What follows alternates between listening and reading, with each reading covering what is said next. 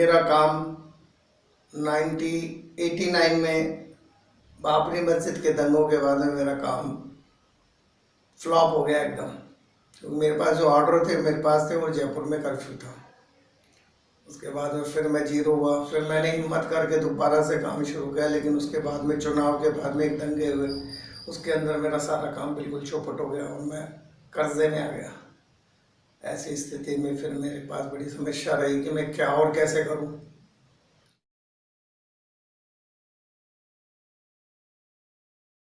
नमस्कार, मैं doctor Ashok Kumar, acupressure विशेषज्ञ। नमस्कार जी, मेरा नाम अशोक कुमार है और मेरा जन्म 24 जुलाई सन 1960 में हुआ और मैं एक मिडिल क्लास फैमिली से हूँ।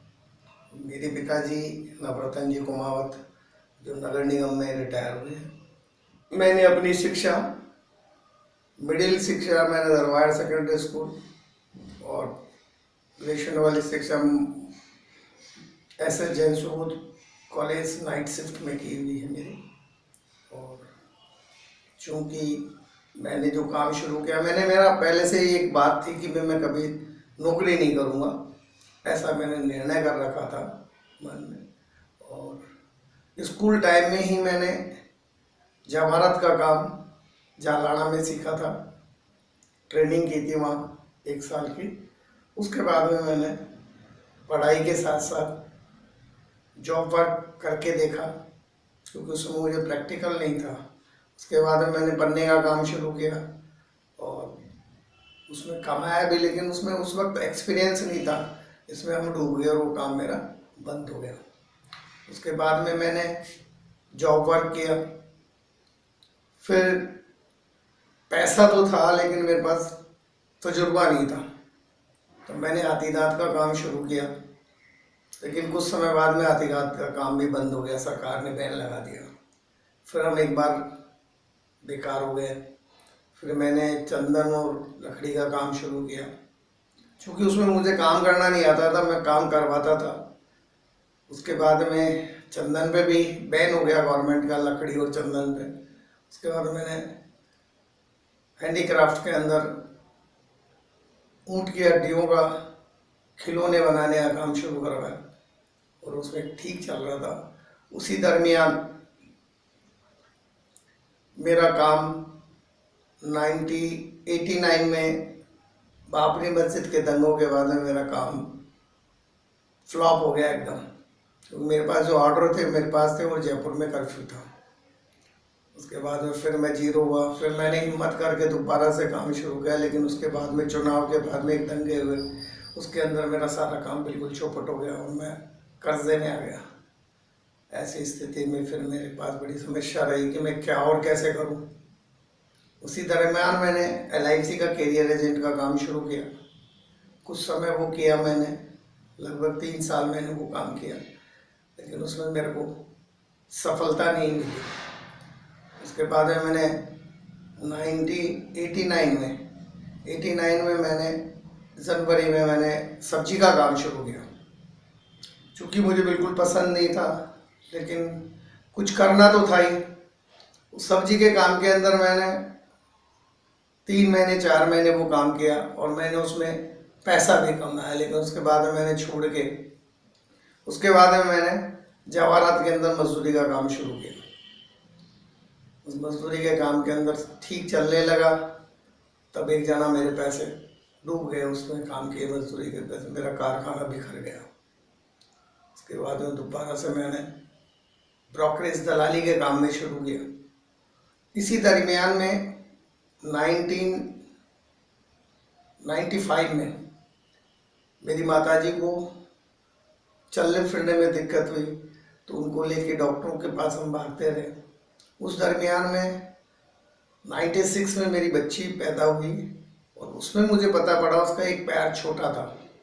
उसको लेके हम अस्पतालों में डॉक्टरों में भाग रहे थे, हमें कोई रास्ता नहीं मिल रहा था। उसी दरमियान मैंने एक्यूप्रेशर के अंदर जानकारी की, तो उन्होंने क्या हो जाएगा। उसके बाद मेरा मन किया कि मैं इसमें कुछ कर सकता हूँ, लोगों की इसकी मदद भी कर सकता हूँ, और मैंने उस काम को शुरू किया।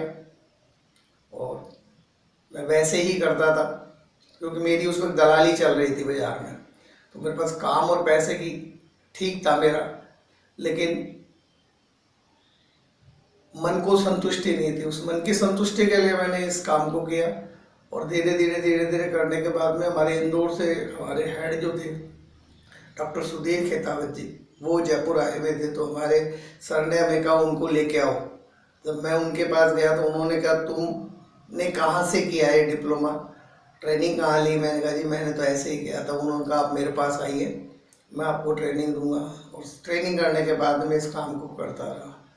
धीरे धीरे 2001 में मुझे पता पड़ा कि मेरी जवाहरात की दलाली फ्लॉप हो गई, मेरा पैसा डूब गया, और मुझे एज प्रोफेशनली इस काम को अपनाना पड़ा। और आज मैं इसके अंदर इस काम को सीख के लोगों की सेवा कर रहा हूँ, मेरे बच्चों को भी पाल रहा हूँ। एक्यूप्रेशर एक बहुत सिंपल सा नाम है, लेकिन बहुत विस्तृत फील्ड है इसका।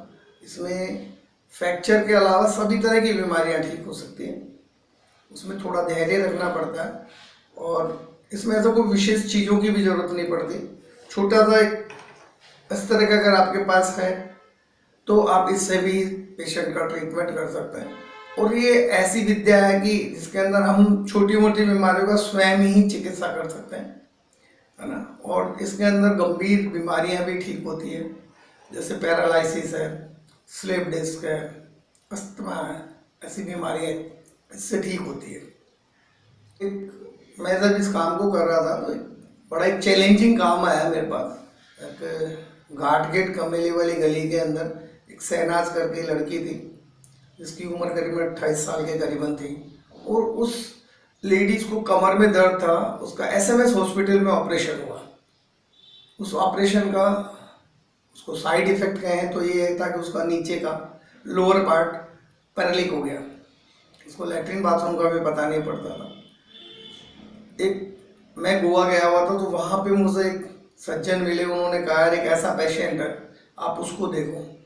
वो मेरे लिए एक चैलेंज था जब मैं यहाँ आके देखा उसको, और आज ईश्वर की कृपा से वो अपने सब काम कर लेती है बिना किसी सहारे के। ये मेरी बहुत बड़ी उपलब्धि है, और इस कार्य से मुझे प्रेरणा भी मिली कि ये कार्य हमारा ऐसा है जिसमें बहुत ज़्यादा ब्लेसिंग मिलती है।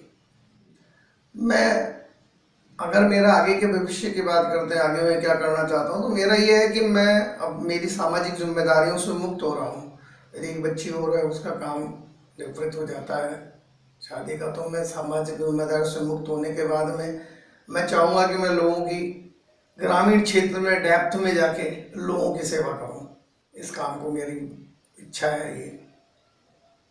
मैं युवाओं को ये कहना चाहूँगा कि हलवा नहीं है जीवन, बहुत संघर्ष करना पड़ता है, लेकिन अगर आप लगातार संघर्ष करते हैं तो आपको सफलता जरूर मिलेगी। इसलिए मैं युवाओं को कहूँगा वो अपने कार्य को शिद्दत से करें, जो भी कार्य करें। मेरी सफलता का राज है, मैं किसी कार्य को जब करने लगता हूँ तो उसमें कितना भी असफल हो जाऊँ, मैं उसको बड़ी शिद्दत से कार्य करता हूँ, अपनी ईमानदारी से काम करता हूँ, अपने काम को पूजता हूँ, मेरे काम को सबसे महान मान के काम करता हूँ।